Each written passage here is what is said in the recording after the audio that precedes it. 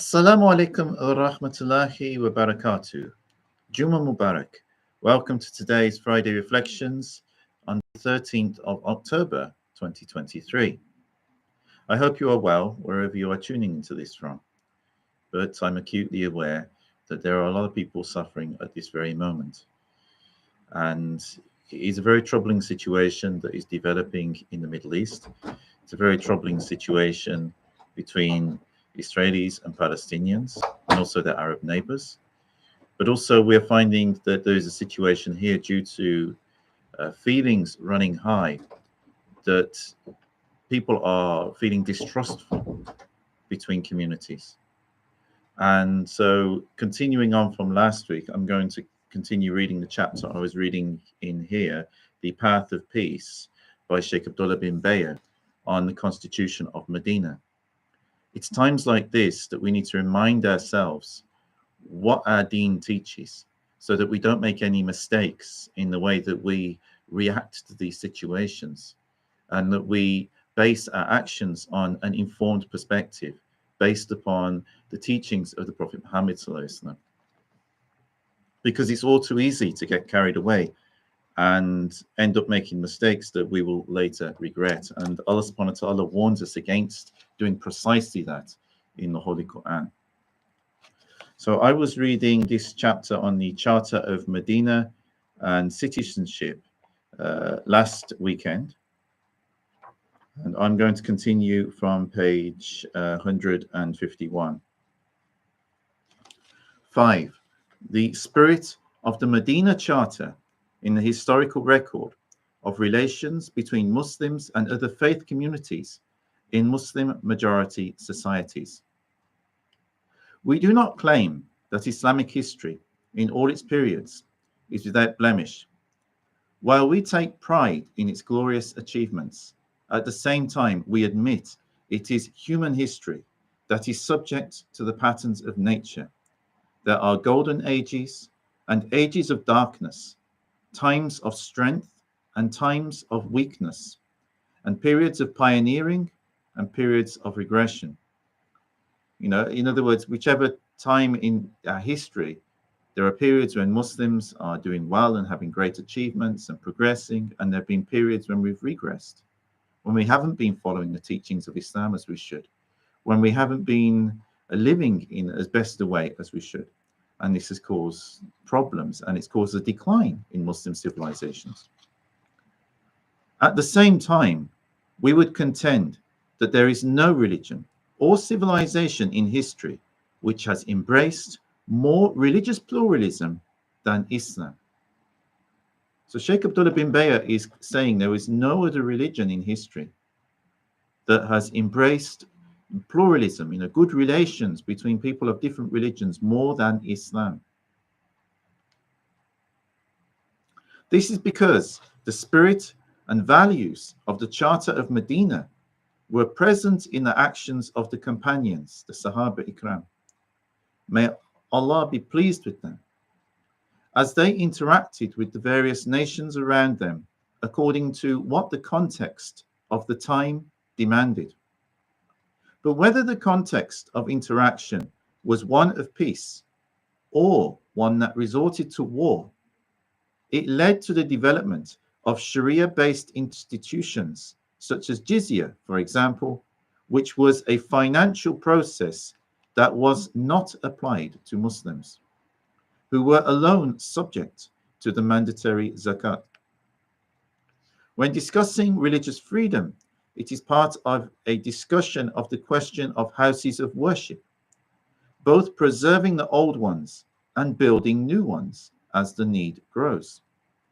The Prophet, peace be upon him, and the rightly guided caliphs never destroyed a church, synagogue, or a temple. Never destroyed a church, a synagogue, or a temple. This fact is undeniable, even if some scholars distinguish between old territories and new ones, and lands conquered by force, and lands that entered into polity through treaty. Without discussing this here, it suffices us to point out that a newly established contract supersedes any treaty. Here, is the following statement of Imam al-Juraini applies. He said in his Nihayat al-Matlab, the end of the pursuit, if it is stipulated that the centers and institutions of the land remain under the control of the Christians, they are permitted to ring church bells, consume wine and pork in such a land, for it is under their own laws. If Muslims interact with them, they cannot object, for the land, both in general and down to the particulars, has a rank of a protectee's home, Dar al-Dhimmi, within the lands of Islam. Clearly, this means that not only are Muslims not obligated to investigate what transpires in the privacy of their homes, they are not permitted to do so altogether. As the author of Drawing Near, Al-Taqrib, stated, they cannot be asked to dress identifiably in a land as such as we have described. It is stated already. Many lands in Greater Syria surrendered and entered into treaties stipulating that those lands remained in the control of its inhabitants. They openly rang church bells in the reign of Muawiyah, and there is a well-known story about that. Very interesting. You know, when you delve into the history of Islam and the actual interactions that Muslims had with the various communities that they encountered, the early Muslims were much more understanding and respecting of the beliefs and traditions and cultures of those communities. We have seen a decline in that today. And it's no wonder that other people will feel uncomfortable with Muslims in charge when Muslims aren't necessarily going to behave in this way, as described here by Imam al-Juwaini. Also worth noting, sorry, excuse me a minute. Bismillah.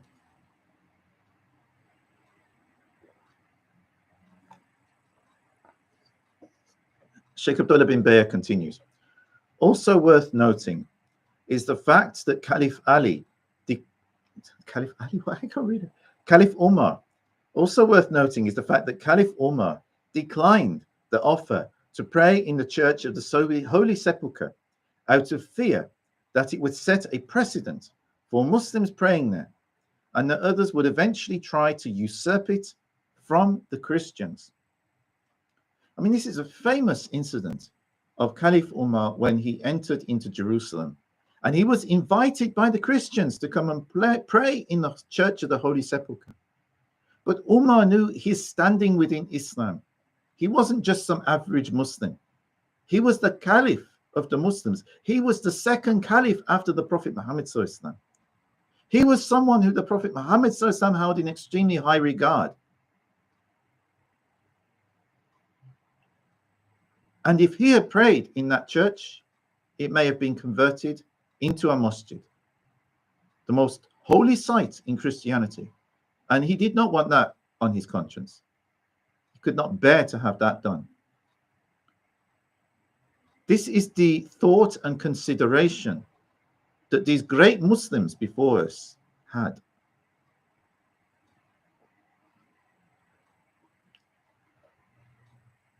Also, the great jurist Imam Layth bin Sa'ad objected to the destruction of churches at the hands of the governor of Egypt. He wrote a letter to the Caliph requesting that the governor be removed from office for breaching the command of the Prophet, peace be upon him, to treat the Copts of Egypt well. In response, the Caliph dismissed the governor and ordered that the churches be rebuilt.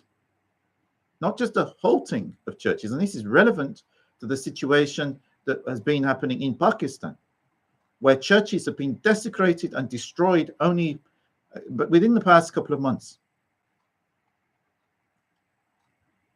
The churches were rebuilt on the orders of the Caliph in Egypt after they'd been destroyed.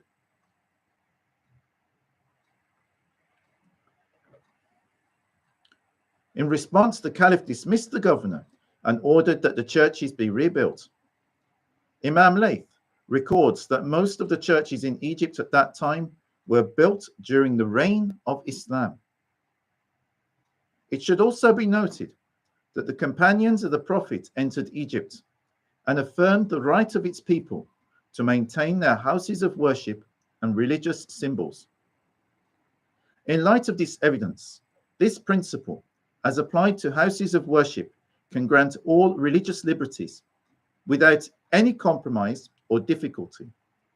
That is why some Maliki scholars held that the building of many mosques is disliked, so much that a new mosque that was built for no real purpose should be demolished, for it is a false mosque.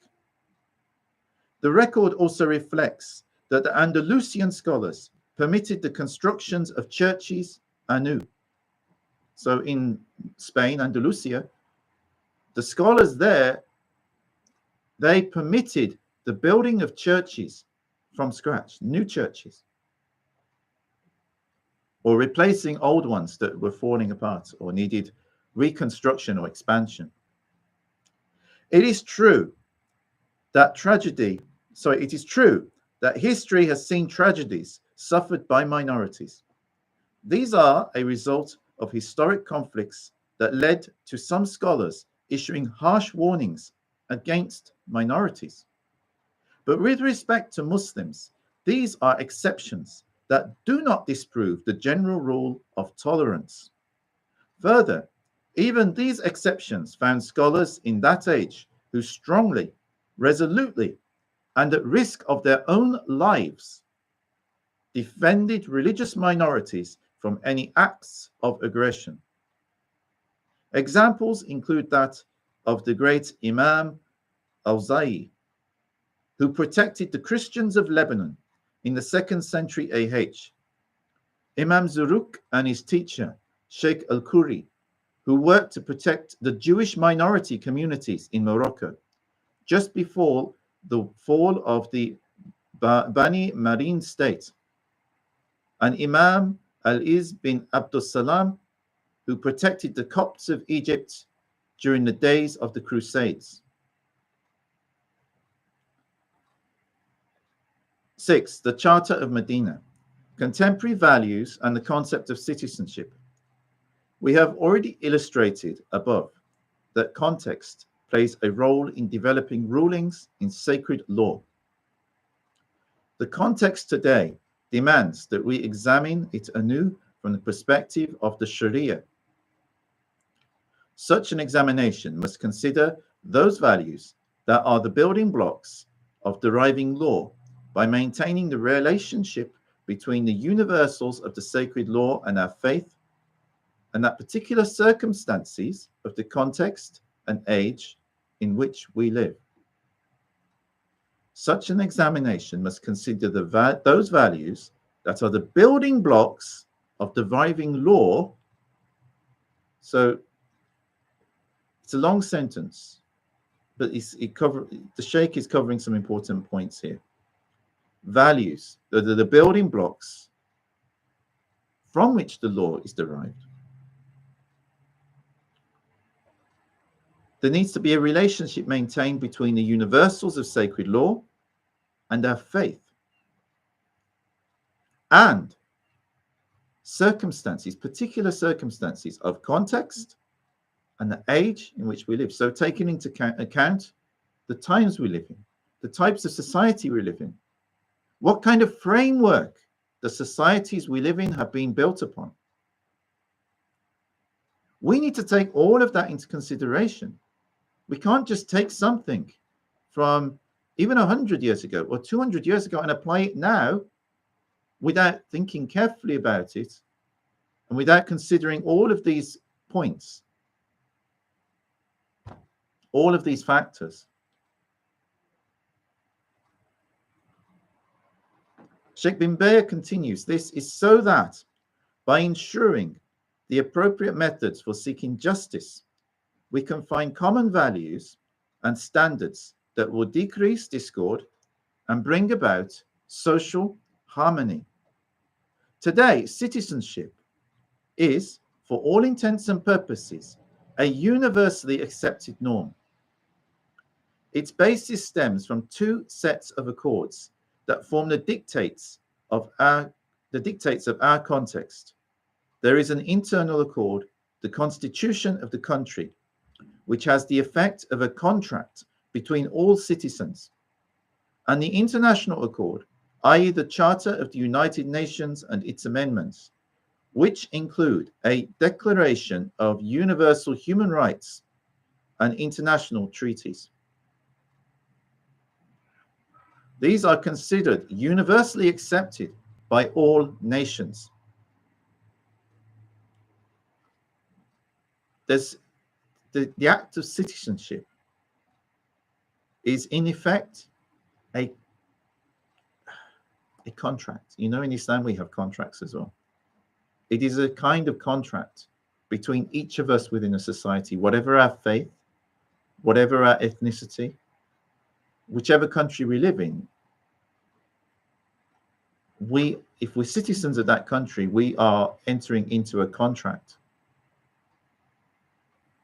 And that means that we have certain rights and responsibilities, just like if I sign a contract with any of you, we agree to certain things together. Obviously, a citizenship is slightly different because we're born into it. We don't get the chance to sign that. But in effect, it works like a contract between all citizens of a state. And similarly, there is a contract, in effect, the Charter of the United Nations, between all of the states in the world, all of the different countries. They've signed this contract of the United Nations and also signed the Universal Declaration of Human Rights and other treaties. These are contracts, treaties between nations. These are universally accepted by everybody, whether they're Christians, Jews, Muslims, Hindus, Buddhists, even atheists. And this is what the Shaykh means at the beginning of the paragraph when he says, today, citizenship is, for all intents and purposes, a universally accepted norm. So we have to consider that. Not go back to something from the 7th or previous centuries when citizenship wasn't so developed. And before that didn't even exist. People were subjects of their king. Even subjects within the caliphate. It was a different model for a different time. Previously, we made mention of a just constitution, one that will prevent oppression against minorities and will not deprive the majority of its right to live in accordance with its values, based upon the principle there is to be no harm and no reciprocation of harm. Such a constitution has a human dimension that is confirmed by the religion of Islam, acknowledged by reason, and also an ethical dimension. Confirmed by the religion of Islam, acknowledged by reason. It's something we all understand to be right on some level. And most people agree to this on some level. And the more you understand it, I think most people would agree to it, because it's a system that's designed to protect everybody's rights and freedoms. This citizenship has taken on a contractual form within a pluralistic framework that Jummah Mubarak has called national constitutionalism. This is a novel concept that describes equitable relationships amongst individuals within a group who live on the same land. This group is not necessarily bound by shared ethnicity, historical narrative, or religion. Rather, their framework is their constitution, shared values, and a system of laws that outline the responsibilities and rights of its citizens. It is a cooperative society comprised of individuals who are united by a contractual agreement in such a such a manner that even the newest member obtains the same rights and responsibilities as its oldest member. It is a citizenship that rises above factionalism without negating each group's respective rights. This is so they may live in harmony and conviviality, thereby enabling collective prosperity. You compare this to the Constitution of Medina, as indeed Shaykh Abdallah bin Bayyah is doing here. Was this not what the Prophet Muhammad was aiming to achieve with the Constitution of Medina? Modern citizenship establishes this and ensures these rights for all citizens. If there are problems, it is problems in implementation. It is not problems in the model. The model is right. If there are problems in implementation, that needs to be campaigned against and addressed, but not the model itself. The model is consistent with the model that the Prophet ﷺ established in Medina. The contemporary context, with its eventual universality, calls for us to reflect for a moment, to confront many realities, including the following. 1. Islamic states are no longer imperial. Rather, they have entered into a framework known as the nation state. 2. Allegiances are no longer religious in nature. Rather, they are compound and complex allegiances that are controlled by interdependent factors, each of which cannot be separated from the others. 3. Individualism and the dissolution of collective associations have become so widespread such that the group no longer determines the actions of the individual, who now deems himself independent of the group. As a result, new issues have emerged affecting the family, economics, and even politics. And these are trends that we will find everywhere. 4. International law. Agreements and treaties now frame the relationship with the other, i.e., other countries. 5. As a result of globalization, multicultural, ethnic, and religious societies now exist in every country. This has resulted in there being no other option, despite the apparent freedom of choice, than to engage the other contractually, culturally, ideologically, economically, and politically. In other words, the world today is so interconnected. There are people of all different ethnic origins, all different religions, all different belief systems, including no belief, in every single country. So unless we want to live in a world where oppression becomes the norm, we have to build the world around the concept of citizenship, respecting everybody's rights.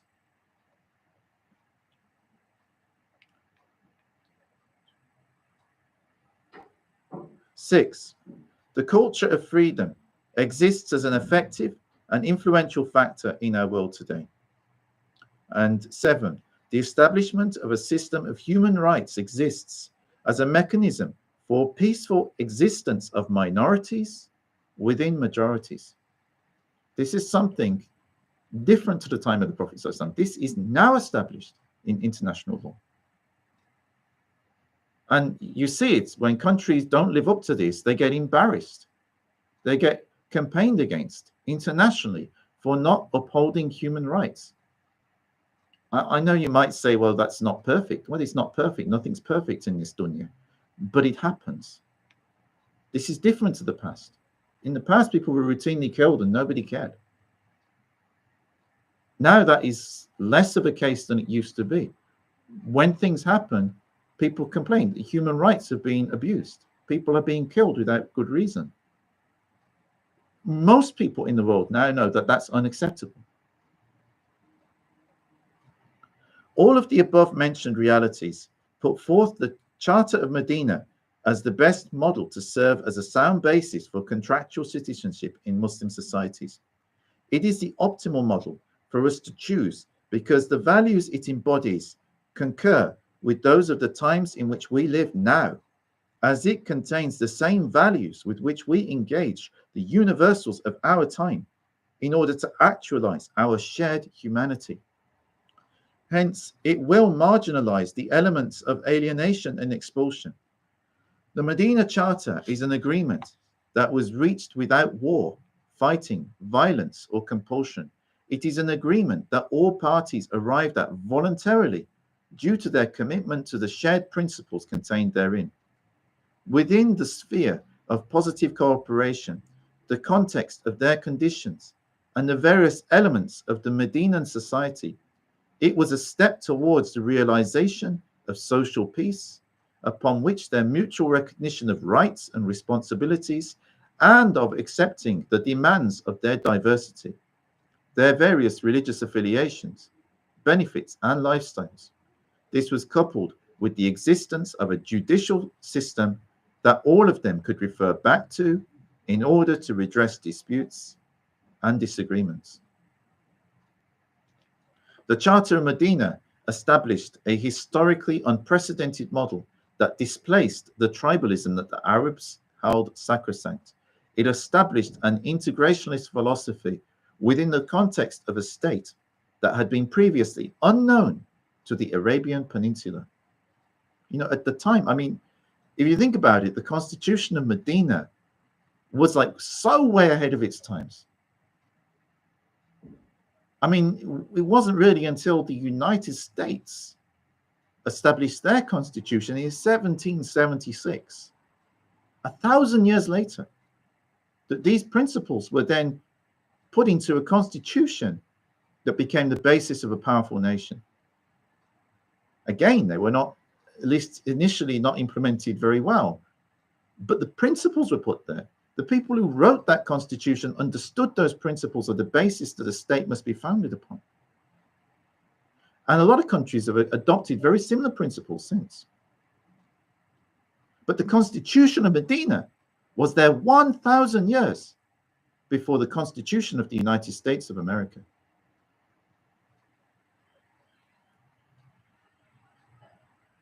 The Charter of Medina guaranteed the rights of citizenship for everyone living in Medina.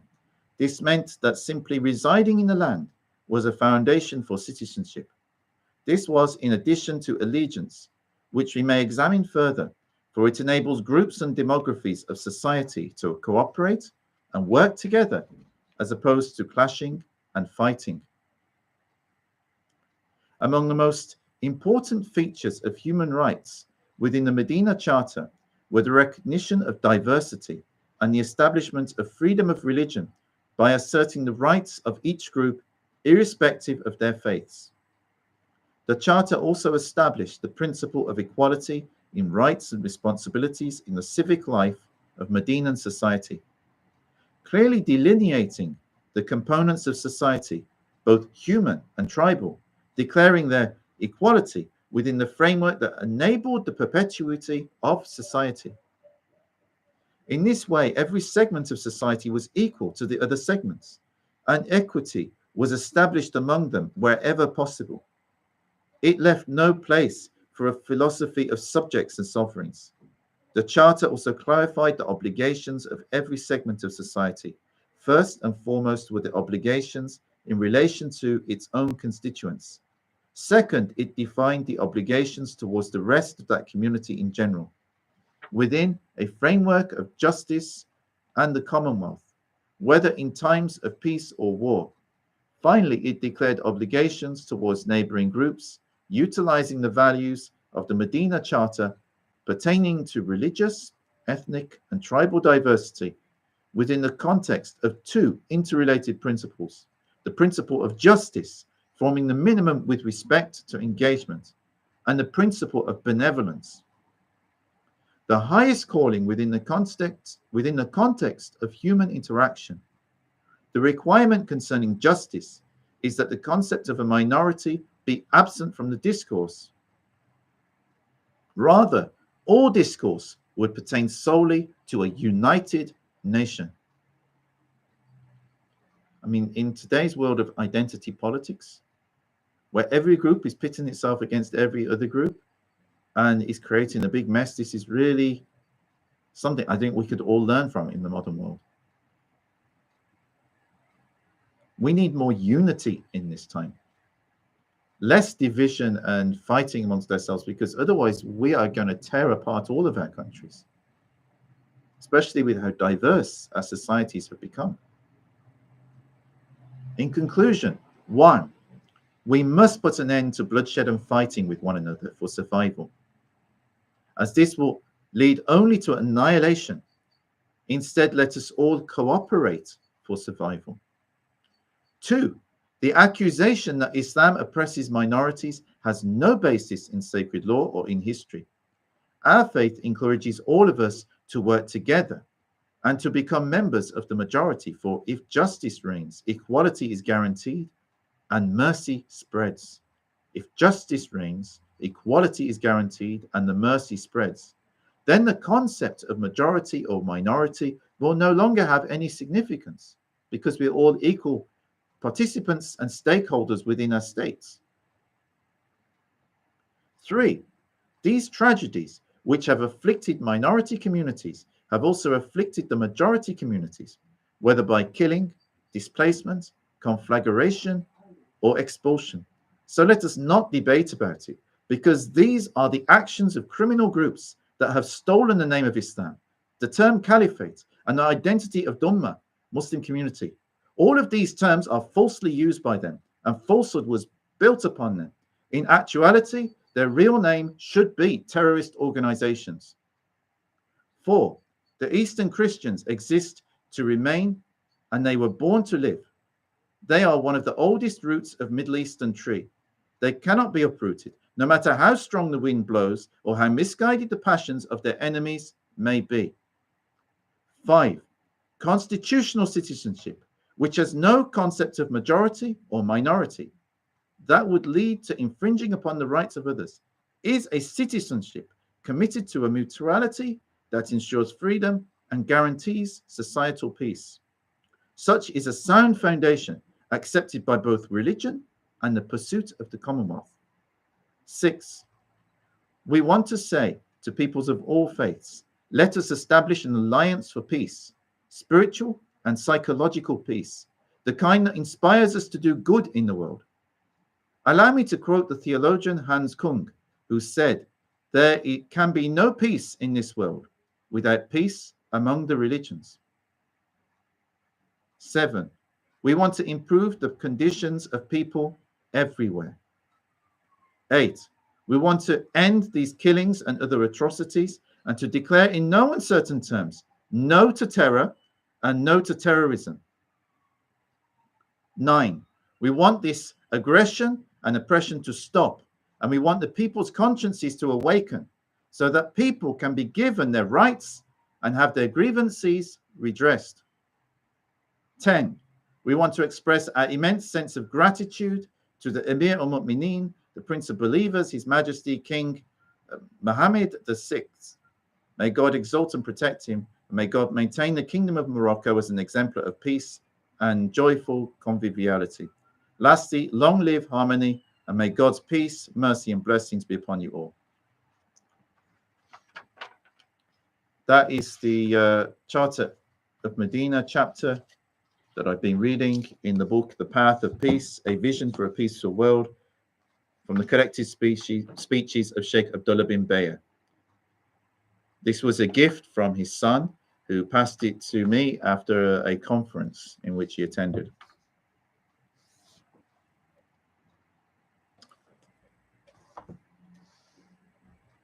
This is a model which we can use to create a more peaceful world. If this model is adopted, the crisis that we saw at the weekend, these sort of tragedies, can be put an end to. Similarly, the crisis in Gaza can be put an end to. These are needless tragedies. As Muslims, we should be standing up for humanity, for citizenship, for the rule of law, and for the respect of everybody, for justice for everybody, for rights for everybody. Unless we stand on that platform, the platform that our Prophet Muhammad ﷺ pioneered, and great scholars like Shaykh Abdallah bin Bayyah are standing up for today, unless we stand on that platform, then we will not have a future. and we will have destroyed it ourselves. We need to be careful and not destroy ourselves with our own hands. Allah subhanahu wa ta'ala warns us against that in the Holy Quran. Allah subhanahu wa ta'ala has given us the guidance, has given us the beautiful example of the Prophet Muhammad sallallahu alaihi wasallam. If we follow his teachings, if we follow his example, we can solve these problems that so afflict us today and have a bright future together. I hope you found this useful, and I give thanks to Allah subhanahu wa ta'ala, the Prophet Muhammad sallallahu alaihi wasallam, my parents and my sheikhs, for all of the thanks is due to them. And if I have made any mistakes, then please forgive me. Hope to see you all on Monday for my sohbet and Sufi meditation. And until then, Assalamu alaikum wa rahmatullahi wa barakatuh. May the peace and blessings of God be with you all. Have a wonderful weekend.